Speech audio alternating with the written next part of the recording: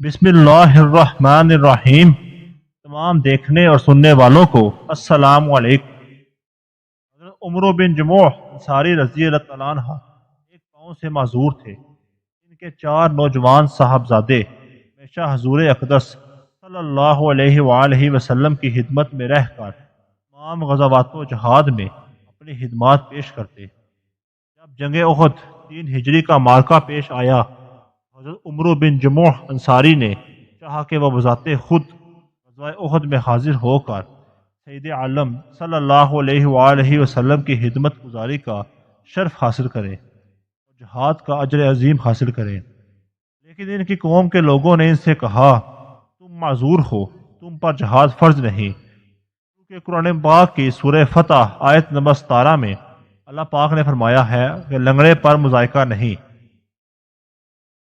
اس کے علاوہ تمہارے 4 فرزند تو حضور اقدس صلی اللہ علیہ وآلہ وسلم کی خدمت میں معرکہ احد میں حاضر ہے۔ یہ سن کر حضرت عمرو بن جموع نے کہا، میرے بیٹوں کی کتنی خوش نصیبی ہے، وہ تو جنت میں چلے جائیں، میں یہاں بیٹھا رہوں۔ المختصر وہ جہاد کے شوق میں بے چین بے قرار ہو گئے۔ گھر آ کر اپنی بیوی ہندہ بنت عمر بن حرام سے اپنے ارادے کا ذکر کیا۔ ان کی بیوی نے کہا، تم کس طرح جہاد کر سکتے ہو، تم تو معذور ہو، اگر تم میدان جنگ میں گئے تو بھاگ کر لوٹ آؤ گے، ایسا مجھے نظر آتا ہے۔ اپنی بیوی کی بات سن کر حضرت عمرو بن جموع انصاری طیش میں آ گئے اور اپنے ہتھیار تھامے اور بارگاہ خداوندی میں دست بدعا ہو کر یوں عرض کی، اے میرے پروردگار، مجھے میرے گھر والوں کی طرف شرمندہ اور خوار مت لٹانا، مجھے شہادت نصیب فرما۔ یہ دعا مانگ کر آپ اپنے گھر سے معرکہ احد کی طرف روانہ ہو گئے اور مصروف جنگ ہو گئے۔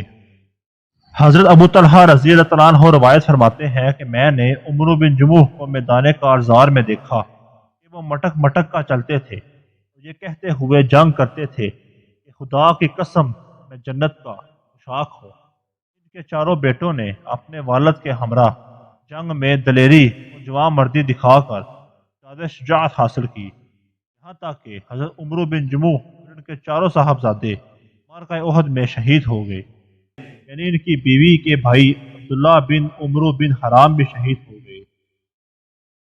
ام المومنین حضرت عائشہ صدیقہ رضی اللہ تعالیٰ عنہا سے مروی ہے کہ حضرت عمرو بن جموح کی زوجہ ہند بنت عمرو بن حرام رضی اللہ تعالیٰ عنہ کو اطلاع ملی کہ ان کے شوہر، چاروں بیٹے اور بھائی شہید ہو گئے ہیں، تو یہ معرکہ جنگ میں آئیں اور اپنے شوہر، بھائی اور بیٹوں کے جسموں کو اٹھا کر اونٹ پر لاد کر مدینہ لانا چاہتی تھی تاکہ انہیں مدینہ میں دفن کریں، لیکن اونٹ زانوں کے بل بیٹھ جاتا۔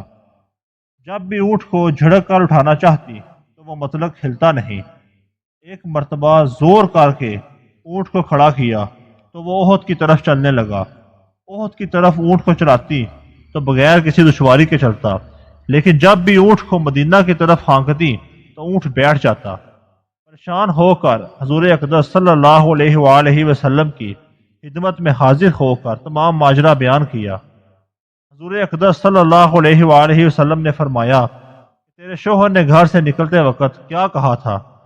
ہند بنت عمرو بن حرام نے عرض کی، یا رسول اللہ صلی اللہ علیہ وآلہ وسلم، میرے شوہر نے گھر سے نکلتے وقت قبلہ کی طرف ہو کر دعا مانگی تھی کہ اے خدا، مجھے میرے گھر کی طرف نہ لوٹانا۔ حضور نے فرمایا، یہی وجہ ہے کہ اونٹ مدینہ کی طرف نہیں جاتا، کیونکہ اونٹ خدا کے حکم پر معمور ہے۔ پھر حضور اقدس رحمت عالم صلی اللہ علیہ وآلہ وسلم نے فرمایا کہ اے ہند، تیرا شوہر، تیرے بیٹے اور تیرا بھائی سب جنت میں ایک دوسرے کے ساتھ ہیں۔ پھر حضور اکرم صلی اللہ علیہ وآلہ وسلم نے ان تمام کو میدان احد میں دفن فرمایا۔ حضرت عمرو بن جموح، عبداللہ بن عمرو بن حرام کو ایک ہی قبر میں دفن فرمایا، رضی اللہ تعالیٰ عنہم۔ اللہ پاک ہمیں صحابہ کے نقش قدم پر چلنے کی توفیق عطا فرمائے، آمین یا رب العالمین۔